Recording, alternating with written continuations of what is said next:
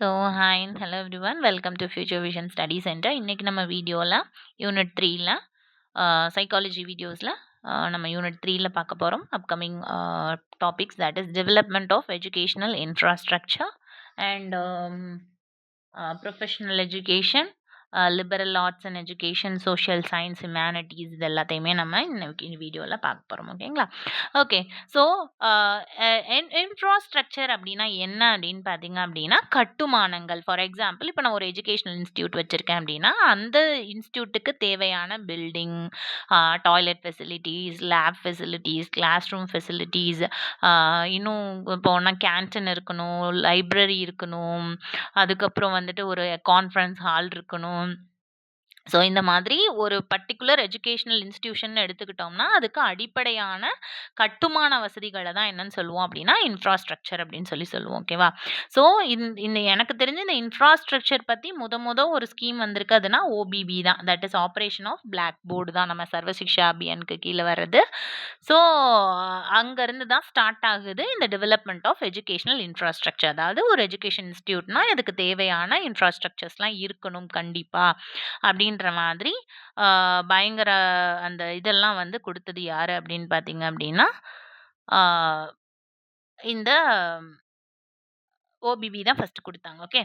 So educational infrastructure includes physical and institutional facilities like schools, colleges, classrooms, labs, libraries, ICT tools and hostels. Okay. கல்வி கட்டமைப்பில் பள்ளிகள், கல்லூரிகள், வகுப்பறைகள், ஆய்வுக்கூடங்கள், நூலகங்கள், தகவல் தொழில்நுட்ப உபகரணங்கள், இப்பெல்லாம் லாங்குவேஜ் லேப் எல்லாம் வந்துடுச்சு லாங்குவேஜை டீச் பண்றதுக்கு இல்லைங்களா?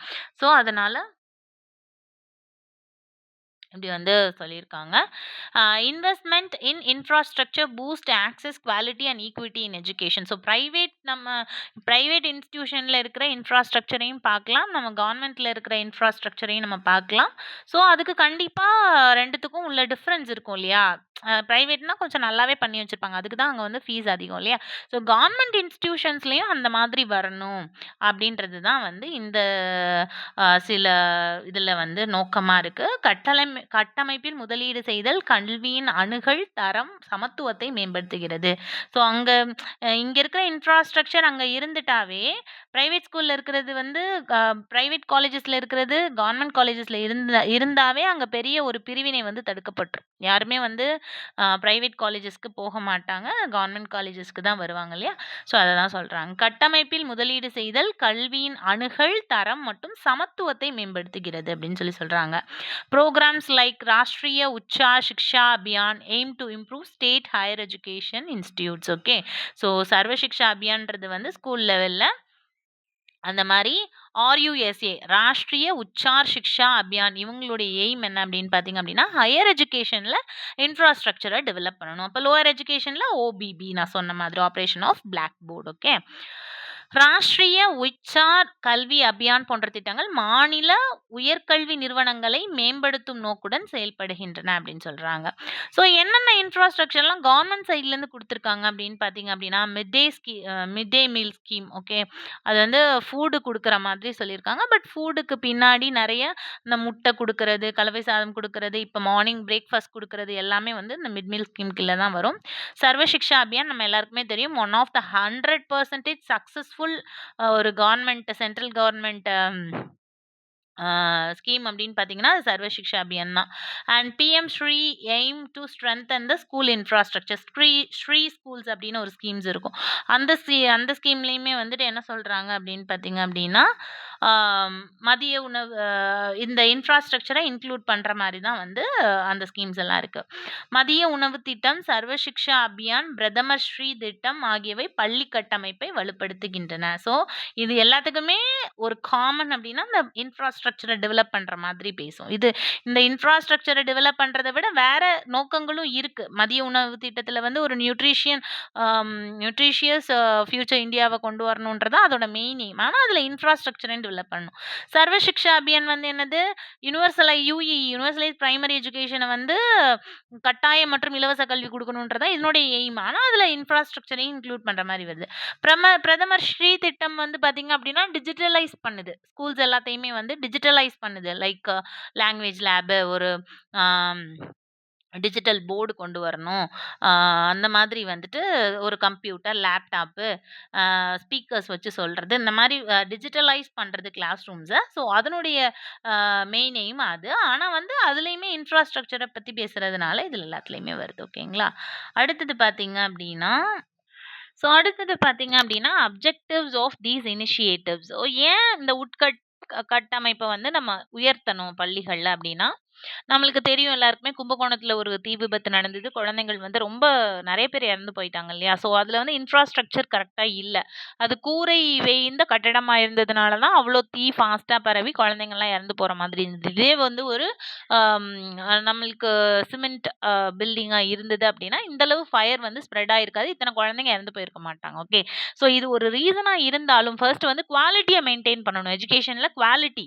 Quality is much important. தரம், குவாலிட்டி.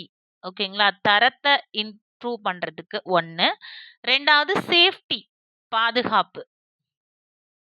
பாதுகாப்பு. ஓகேங்களா? 2வது. 3வது வந்து உலக அளவுல நம்ம உலக அ நாடுகளோட போட்டி போடணும் அப்டின்னா, அவங்களுக்கு எவ்ளோ இன்ஃப்ராஸ்ட்ரக்சர் இருக்கு அப்டின்றத பார்க்கும்போது, நம்ம வந்து அத ஈக்குவல் பண்றதுக்காக, உலக அளவுல நம்மளோட எஜுகேஷன் சிஸ்டத்த உயர்த்துறதுக்காக, நம்ம என்ன பண்ணணும்? இன்ஃப்ராஸ்ட்ரக்சர்ல டெவலப்மென்ட் கொண்டு வரணும். ஓகே. அடுத்தது பேசிக் நீட்ஸ். பேசிக் நீட்ஸ இந்த மாரி இன்ஃப்ராஸ்ட்ரக்சர் அடிப்படை தேவைகள வந்து இன்ஃப்ராஸ்ட்ரக்சர் அதிகப்படுத்த அடிப்படை தேவைகள் வந்து வந்து என்னாகும் அப்படின்னு பார்த்தீங்க அப்படின்னா, அ அதிக அ பூர்த்தி செய்யப்படும். 5வது வந்து என்ன அப்படின்னா, ஒரு ஆர்வத்த தூண்டும். ஆர்வம். ஓகேங்களா? ஸோ ஆர்வத்தை எப்படி தூண்டும்? எப்படி இன்ஃப்ராஸ்ட்ரக்சர டெவலப் பண்றது மூலியமா ஆர்வத்த தூண்டும் அப்படின்னு பார்த்தா, ஒரு பழைய கட்டிடமா, ஒரு ஒரு பார்க்கவே பிளசன்ட்டா இருக்கிற அந்த ஸ்கூல விட, நல்லா நீட்டா ஐ மீன் நான் வந்து ஆடம்பரமா சொல்லல. நீட்டா ஒரு நல்ல ஃபர்னிஷ் பண்ண, ஒரு க்ளோஸ் பண்ண, ஒரு நல்ல பெயிண்ட் அடிச்ச ஒரு கிளாஸ் ரூம் வந்து ஸ்டூடண்ட்ஸ்க்கு இன்னும் நல்ல ஒரு என்வைரன்மென்ட், அந்த நல்ல ஒரு அ லேர்னிங் என்வைரன்மென்ட்ட வந்து குடுக்கும் அப்படின்னு சொல்றாங்க. இதெல்லாம் தான் the basic reason to develop the infrastructure அப்படின்னு சொல்றாங்க. ஓகே, வாங்க நம்ம புக்ல என்ன குடுத்துருக்காங்க அப்படின்றத நம்ம பார்த்துரலாம். ஓகே.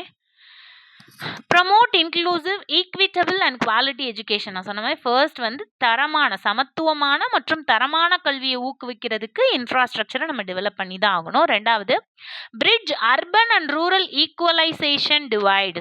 அததான் நான் சொன்னேன்.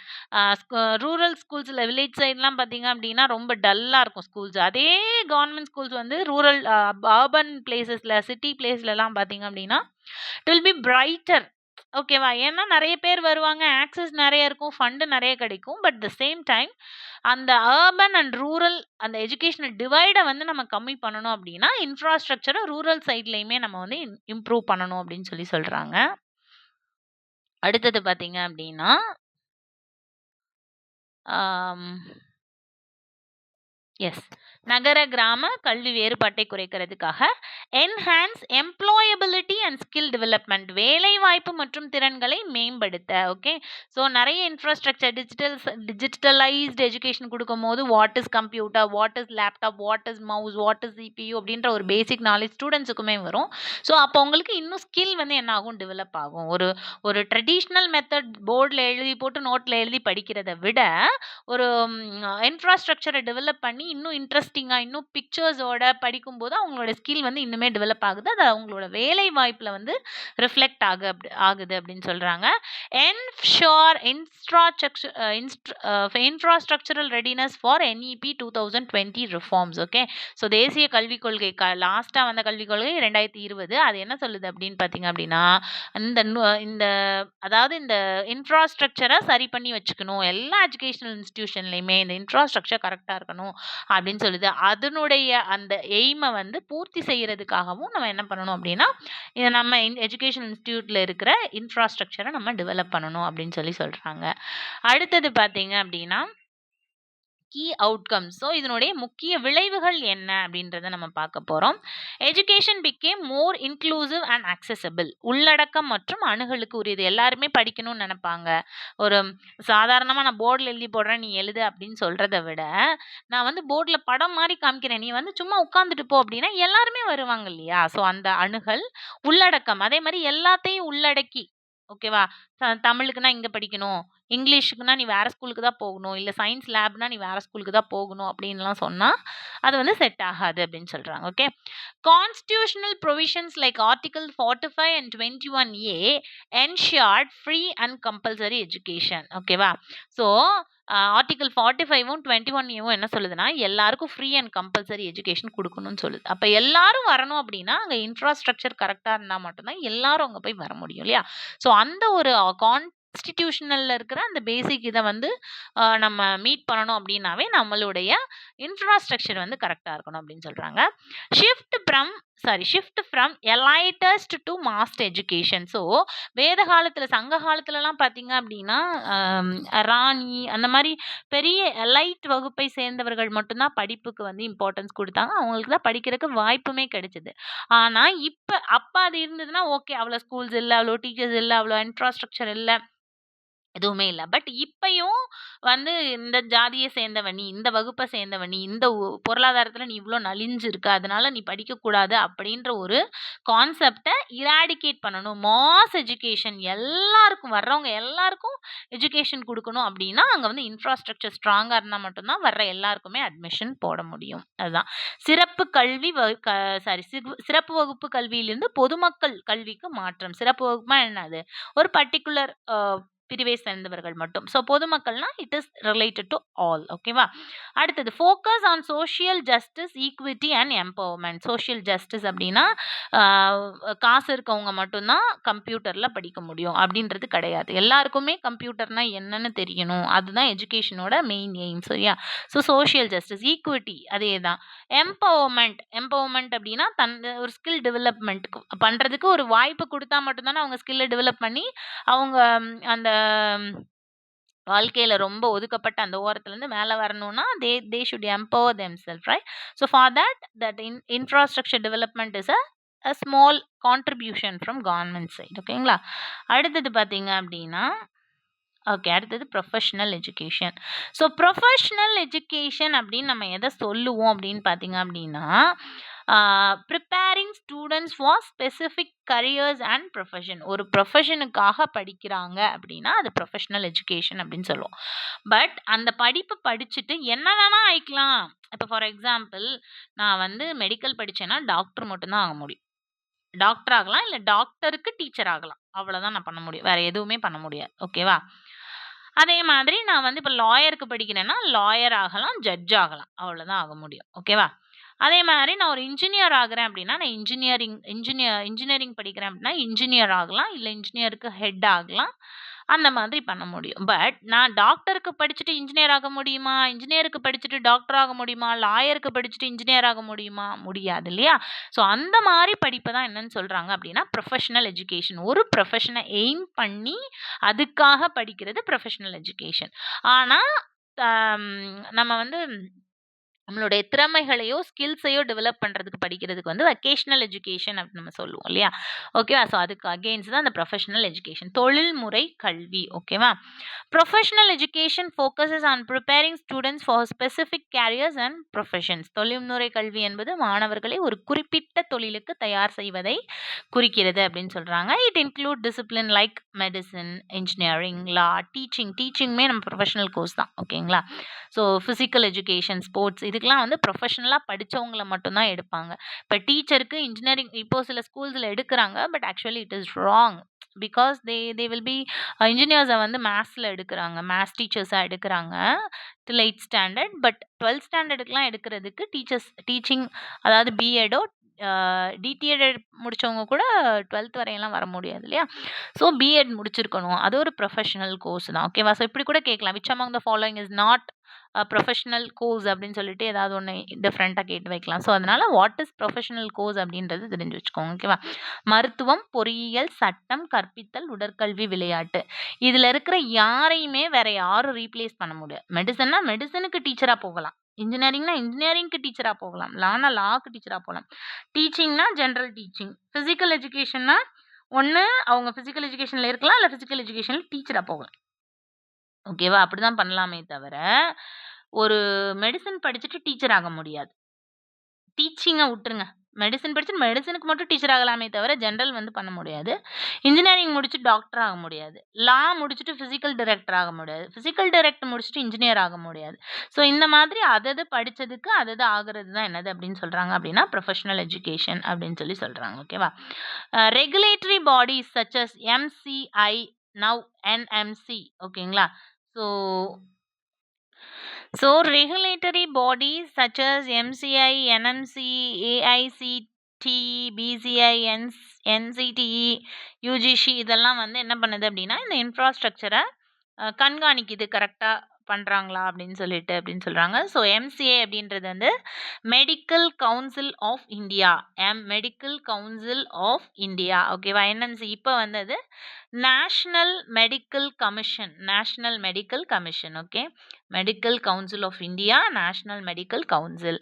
AICTE அப்படின்னா all India council for technical education, okay. BCIனா இது வந்து டெக்னிக்கல் எஜுகேஷனுக்கு, இது வந்து மெடிக்கலுக்கு. BCI அப்படின்னா bar council of India, lawyer அவங்களுக்கு. ஓகேவா? அடுத்தது NCTனா national council for teacher education, டீச்சிங்க்கு. ஸோ UGC அப்படின்னா university grant commission. Okay, so இது எல்லாமே வந்து ஒரு ப்ரொஃபஷனல் இதை வந்து ப்ரொஃபஷனல் இன்ஸ்டிடியூஷனில் ப்ரொஃபஷனல் இன்ஃப்ராஸ்ட்ரக்சர்லாம் இருக்கா அப்படின்றத கண்காணிக்குது அப்படின்னு சொல்கிறாங்க. ஓகே, ஸோ இந்த கட்டுப்பாட்டு அமைப்புகள்லாம் தரநிலைகளை வந்து கண்காணிக்கின்றன அப்படின்னு சொல்கிறாங்க. அடுத்தது வந்து these programme references technical skills, ethics and professional standards. Okay, so தொழில்முறை பாடநெறிகள், தொழில்நுட்பம், ஒழுக்கம் இதெல்லாம் வந்து கரெக்டாக இருக்கா அப்படின்றது. இன்ஃப்ராஸ்ட்ரக்சர்னா வெறும் பில்டிங் மட்டும் இல்லை, இந்த தொழில்நுட்பம், பாடநெறிகள், எத்திக்ஸ் எல்லாமே கரெக்டாக இருக்கா, கரெக்டாக தான் டீச்சிங் அவங்க பண்ணுறாங்களா அப்படின்றத பார்க்குற ஒரு அமைப்புகள் தான் இந்த MCIயாக இருக்கட்டும், NMC, AICTE, BCI, bar council of India, national council for teacher education எல்லாமே இதுதான் பண்ணுது. ஓகே அப்படின்றாங்க. So growth of institutions like IITs, NITs, IIMs, AIIMS, NLSIU இதெல்லாமே வந்து national investment in professional education. ஓகேவா? ஸோ நாட்டினுடைய தொழில்முறை கல்வியில் வந்து முதலீட்டை இந்த மாதிரி காலேஜஸ்லாம் தான் வந்து நிர்ணயிக்கின்றன அப்படின்னு சொல்கிறாங்க. ஸோ இதனுடைய இதையும் பார்த்துடலாம், அப்ரிவேஷனையுமே நம்ம பார்த்துடலாம். ஸோ IIT அப்படின்னா நம்ம எல்லாருக்குமே தெரியும், Indian institute of technology. Okay, அடுத்தது NIT அப்படின்னா நேஷனல் இன்ஸ்டிடியூட் ஆஃப் டெக்னாலஜி. IITனா Indian institute of technology, national institute of technology, ரெண்டுக்கும் டிஃபரன்ஸ் பார்த்துக்கோங்க. அடுத்தது வந்து IIM.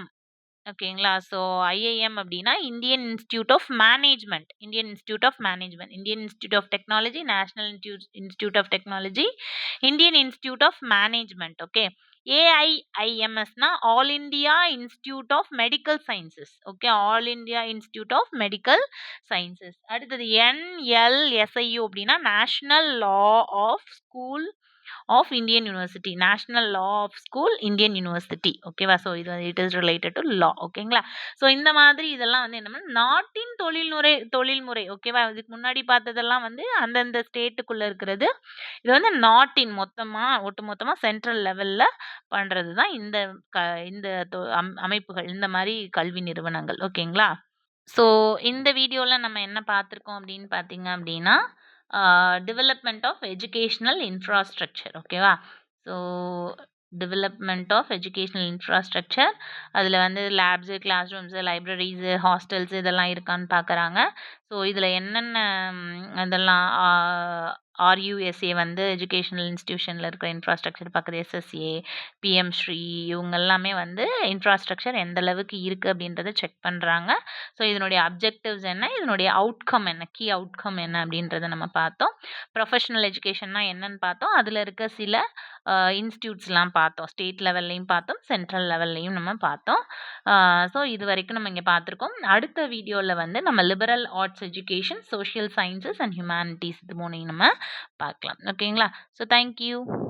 Future Vision Study Center, second floor, AVK Maruti Plaza, opposite Hotel Lakshmi Prakash, SKS Hospital Road, New Bus Stand, Salem 4. For contact 90420 30163 and web address www.futurevision.ias.com.